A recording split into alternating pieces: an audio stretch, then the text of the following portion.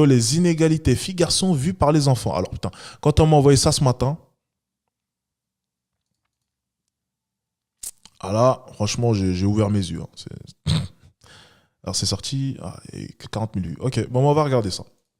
Il y a plein de gens qui disent que la place de la femme, c'est à la cuisine et tout, et que les hommes, ils doivent partir travailler et tout. Ça se fait pas tout ça. Les garçons, ils trouvent que les filles... Vous voulez que l'on parle de... Je vais rien dire pour l'instant. Je vois à peu près dans quoi est-ce qu'on va tomber. C'est vrai que ça a l'air boniche, va me chercher ça, nanana. Qu'est-ce qui fait ça? Et les garçons à l'école. Ils te prennent pour une boniche. Est-ce que...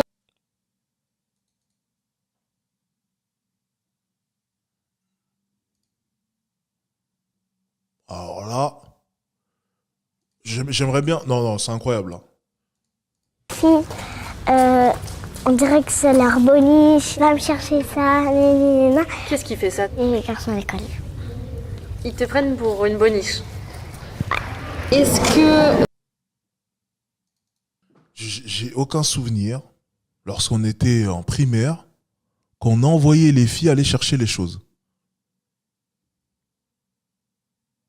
Je sais pas qui leur a insufflé l'idée. Non, mais en fait, je sais, mais je vais rien dire parce que diffamation, calomnie, je vais rien dire. Mais j'ai aucun souvenir en primaire qu'on envoyait les filles aller chercher. Ça n'a jamais. Enfin, ça, c'est faux et c'est faux. C'est complètement faux. Ça n'est.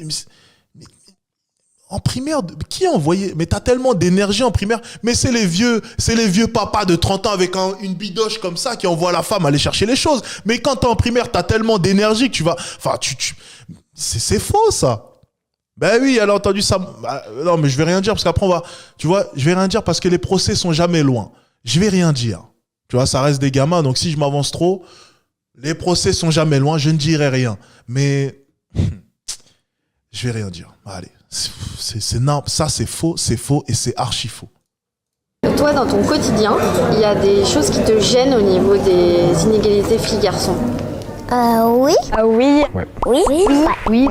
Oui. En CP, j'avais les cheveux très très très courts et je suis allée aux toilettes des filles et il y a plein de grandes qui m'ont dit mais sors de là, t'es un garçon, t'as pas le droit d'y aller, et moi j'ai dit non, je suis une fille. Depuis, t'as les cheveux très longs.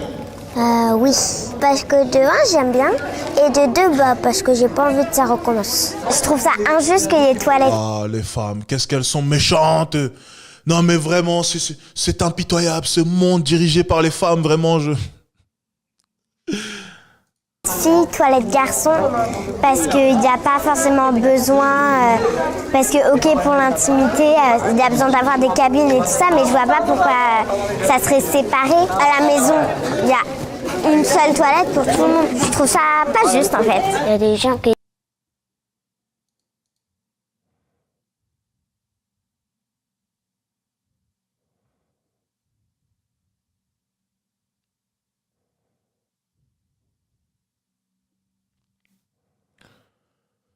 Est-ce que vous sentez quand même le malaise? Est-ce que vous sentez le malaise dans ce reportage? Est-ce que vraiment vous... Les gars, ce monde me fait peur. Enfin, cette France me fait peur. Franchement, les gars, je vais pas élever mes gosses en France. Je vous le dis honnêtement. J'avais toujours vu mon futur sur un boulevard haussmannien, à 30 ans, sur un balcon en train de regarder l'avenue, je ne sais quelle avenue, tout avec un penthouse sur les Champs-Élysées, je sais pas, tu vois. Je m'étais toujours vu comme ça avec mes gosses derrière qui crient ah papa, t'es le meilleur, t'es trop riche, ah. Mais je vous jure les gars, sincèrement, vraiment je prends conscience de plus en plus que je vais sûrement pas élever. Et heureusement, mais vraiment heureusement que je gagne beaucoup d'argent et que je pourrais me le permettre, je vais sûrement pas élever mes enfants en France et je vais sûrement les envoyer dans une très très bonne école bien stricte comme il faut. Parce que là, ce que j'entends, les tournantes dans les toilettes chez les sixièmes. Alors celle-là, hier, elle est incroyable. Les histoires en quatrième de fellation en groupe. Et j'en passe. Et maintenant, une petite de 8 ans qui nous dit qu'elle ne comprend pas pourquoi est-ce que les toilettes des femmes et des hommes sont séparées. Des gosses auxquels est-ce qu'on a... Je ne dirai rien sur ce qu'on a fait à ces gosses. Moi, je sais. Mais je ne dirai rien, je ne veux pas de procès avant de partir. Mais c'est... Je sais pas. Franchement, les gars, je sais pas quoi vous dire. Ça me fait même pas rire. Je vous dis, sincèrement, ça me fait même pas rire. Je trouve ça grave, moi, personnellement. Je trouve ça très grave. On nous parle de tournantes hier en 6e, les gars. Des tournantes. Banalisées en plus, hein. Banalisées. Je dis pas que ça n'arrivait pas à mon époque. Il y a eu des histoires dans les toilettes ou je ne sais quoi. Mais je dis que quand ça se passait, c'était pas banalisé, hein.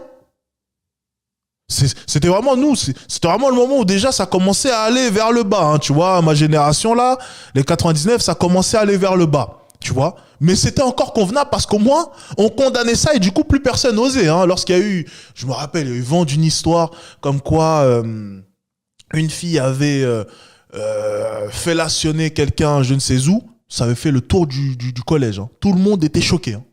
Crois-moi, il y a plus une fille qui a osé, hein. Je me rappelle encore, hein. Pour te dire, l'histoire m'a marqué, tu vois, pour te dire comment est-ce que c'était incroyable. Et c'était pas une tournante ou une fellation en groupe, hein, comme on a pu entendre hier, hein. C'est incroyable. Ils disent que j'ai pas le droit de faire du violon parce qu'ils disent que le violon c'est que pour les filles et pas pour les garçons. Ah bon? Ouais. Pourquoi?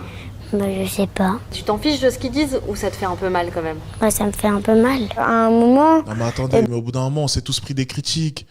C'est comme moi, quand je préférais jouer aux échecs et quand j'étais au club d'échecs, plutôt qu'aller au club de boxe ou de foot avec mes potes, j'étais critiqué. Mais au bout d'un moment, mais faut arrêter. Non mais c'est quoi ces conneries là? Non mais arrêtez. Mais excusez-moi, mais si les enfants, on les apprend pas à faire face à ce monde qui est dur et rude, ça commence à bien faire. Et si on leur crée des complexes, ou bien si on leur fait comprendre que leur problème est très grave, si on leur ramène une caméra à chaque fois en leur disant quels sont tes problèmes, sérieusement t'as dit ça, mais tu sais que c'est très grave, hein. Si on leur fait pas comprendre que dans la vie, ben c'est comme ça mon ami, tu fermes ta gueule et t'avances, ben les enfants ils seront jamais durs. Si tu les prépares pas à la dureté de ce monde, ils seront jamais... Mais tu crois que moi, si j'allais voir mes parents en leur disant « Mais on m'a traité de géant vert », parce que c'était le cas, moi, en primaire. Mais ma mère, elle me voyait pleurer, mais elle m'en envoyait une dans la gueule. Mais si, heureusement qu'elle m'avait bien forgé.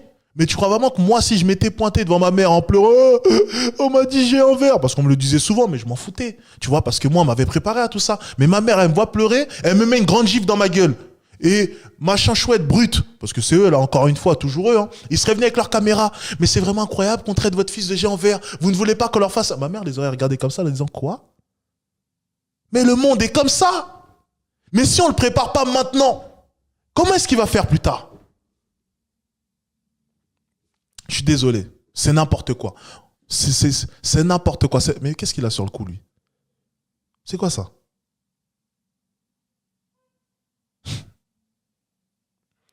Ça doit être des tatouages. Même ça, tu vois, mes parents, ils laissaient pas passer ça. Les tatouages comme ça, mal à barre, là. Allez. Bah, il y a quelqu'un, j'ai voulu jouer avec les filles et il m'a dit pourquoi tu joues avec les filles? Bah, je lui ai dit bah parce que j'ai envie de jouer avec les filles. Mais il m'a dit c'est pas bien de jouer avec les filles. Mais je lui ai dit bah, j'ai le droit de jouer avec les filles. Pourquoi tu crois qu'il disait que c'était pas bien? Parce qu'il était fou. J'entends beaucoup. Voilà, c'est tout. Est-ce qu'on a besoin de faire un reportage sur des problèmes de gosses? Non mais...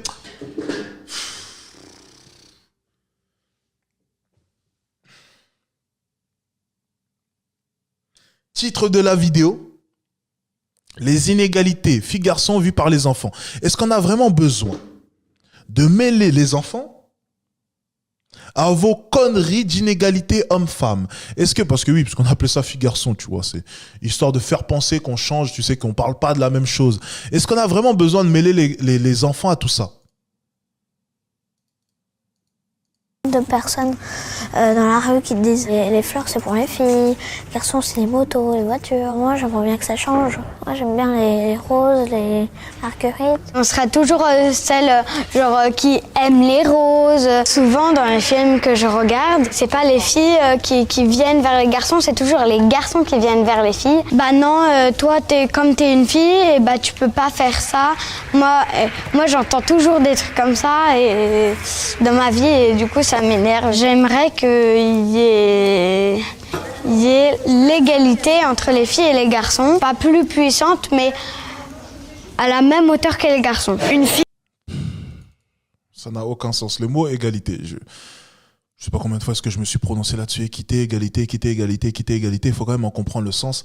Et encore une fois, ce serait bien que les parents, puisque les parents n'y sont pas pour rien, je pense, je ne vais pas trop m'avancer, mais ce serait bien que les parents, tu vois, fassent un travail là-dessus. Ce serait bien. Parce que justement, les inégalités enfin, un monde sans inégalité, déjà, ça n'existe pas. Et il y a certaines inégalités qui vont dans le bon sens, des inégalités qui sont positives. Donc en fait, vouloir l'égalité, c'est un non-sens. C'est mener la société à sa perdition. Je ne sais pas quand est-ce que les parents, peut-être, vont commencer à expliquer la différence entre égalité et équité, ça serait bien. Et peut-être les nuances qu'il faut faire là-dessus. Parce que là, pour l'instant, voir des gosses de 8 ans autant à côté de la plaque, dû au ramassis de conneries qu'ils ont dû entendre à gauche et à droite, c'est compliqué. Ouais, arrête de contredire ces pauvres petits. Ouais, non mais, tu vois les petits, encore une fois, ouais, j'avoue que c'est ridicule, tu vois, je suis en train de contredire une petite de 8 ans. Je sais, ça n'a même pas de sens.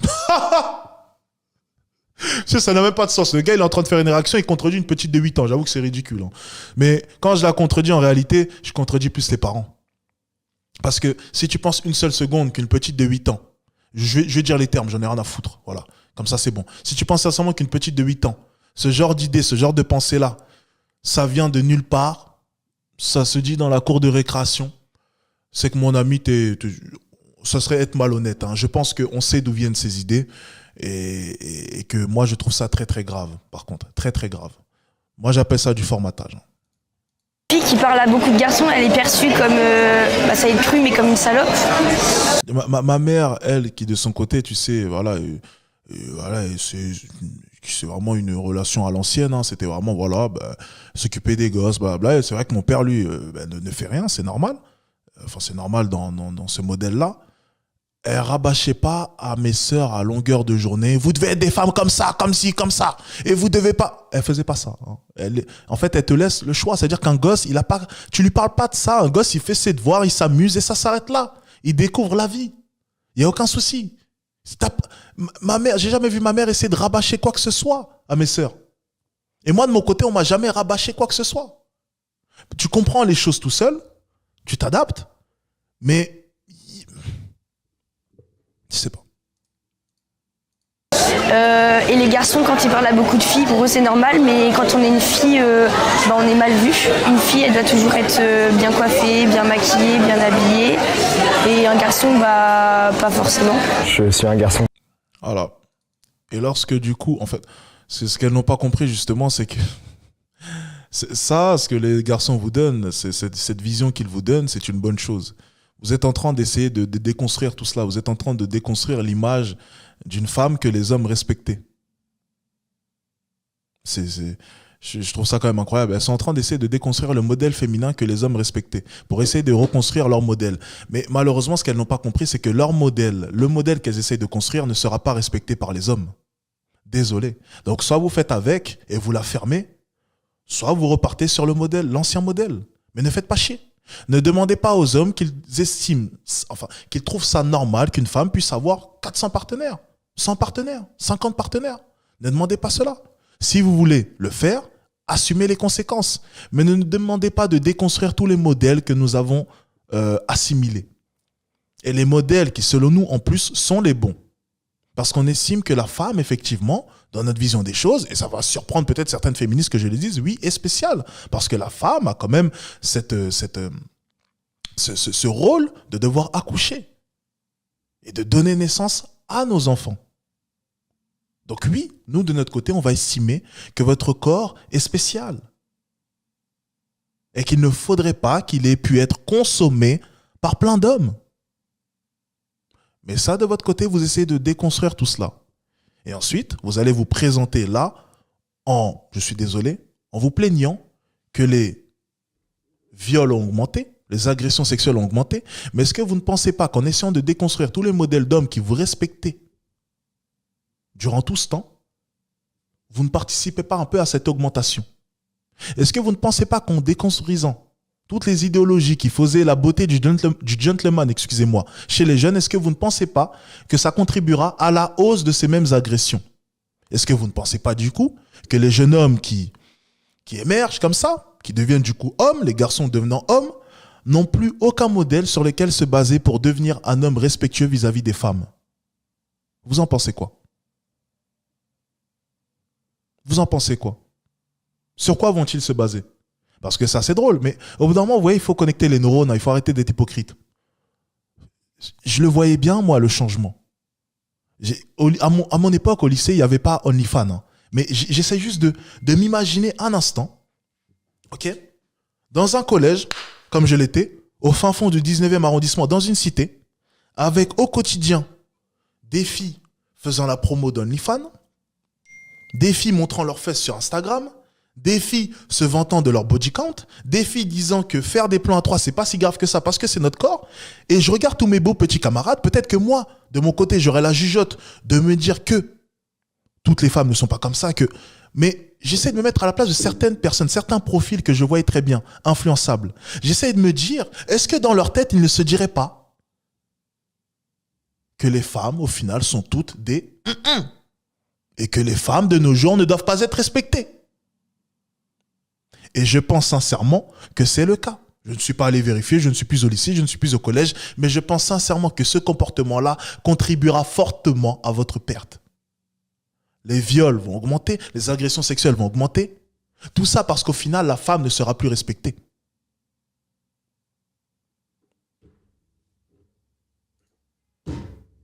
Maintenant, si Alexis Tienne a tort, faites comme vous voulez dans tous les cas. À vrai dire, je ne suis pas une femme. Donc au final, c'est pas réellement mon problème. Et mes sœurs se portent bien, heureusement. Qui se maquillent souvent au lycée et je vois beaucoup de...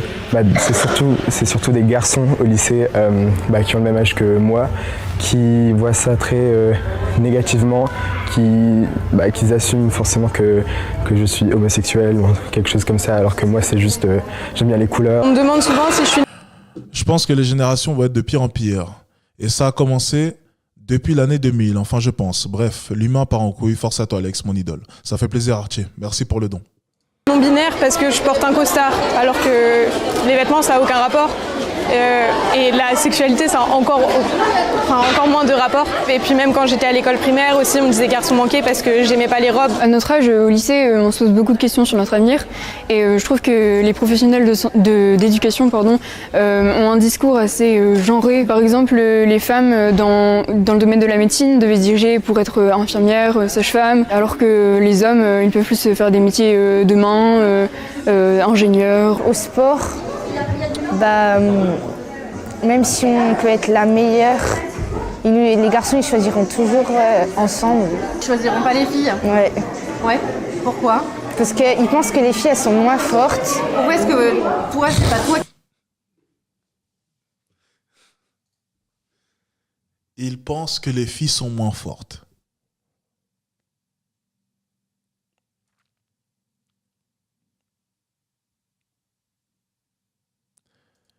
Qui fait l'équipe?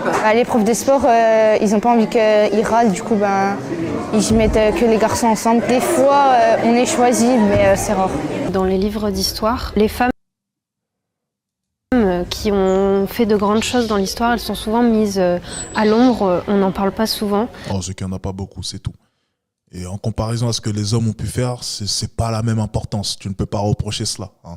Toutes les grandes actions de ce monde ont été faites par des hommes. Donc encore une fois, elles ne sont pas mises de côté. Hein. C'est simplement que leurs actions en comparaison à ce que les hommes ont pu faire sont anodines. C'est même anecdotique. Hein. Et je trouve que ça, c'est quand même quelque chose d'important pour les filles de se retrouver dans des héroïnes un peu de l'histoire qui ont... Je suis d'accord avec elle. Là, par contre, je vais être d'accord avec elle. Mais encore une fois, voilà, on peut pas non plus reprocher voilà, voilà, vous avez quelques héroïnes à vous, c'est cool, mais ne demandez pas non plus de vous inventer des héroïnes, quoi. On va pas non plus, Changer le monde et on n'en parle pas en fait. Alors moi, il y a un truc qui m'a toujours énervé au collège et je trouve ça vraiment scandaleux, c'est qu'on n'avait pas de livres et à tous les cours, il fallait chercher des caisses de livres et qu'à chaque fois, le prof il demandait systématiquement un garçon costaud pour aller chercher des livres qui étaient même pas lourds. Et ça m'a vraiment toujours énervé. D'avoir ce genre de comportement par les profs qui nous instruisent au collège, après ça nous construit dans une manière de penser, de se dire quelqu'un de costaud c'est un garçon. Oh, quel monde dur dans lequel est-ce qu'elle vit. Puis il y a la guerre en Ukraine. Il y a des petits gosses en Afrique qui meurent chaque jour, qui ne mangent pas, qui n'ont même pas un livre pour s'instruire, qui n'ont même pas accès à l'éducation. Et il y a Brie Van de Camp qui se présente devant la caméra et qui vient pleurer parce qu'on est venu lui amener des livres et que ces mêmes livres ont été amenés par un mâle hétéro, costaud. Moi, j'appelle ça des caprices à ce niveau-là. Je vais appeler ça des caprices. Je vais appeler ça des caprices. Moi, j'appelle ça... Non, je suis désolé, je vais appeler ça des caprices. C'est l'inflation. Guerre en Ukraine. Des gens meurent chaque jour.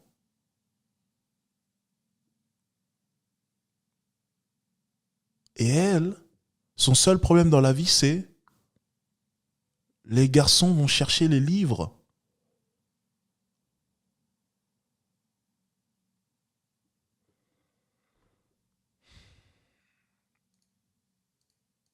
Alors que pas du tout.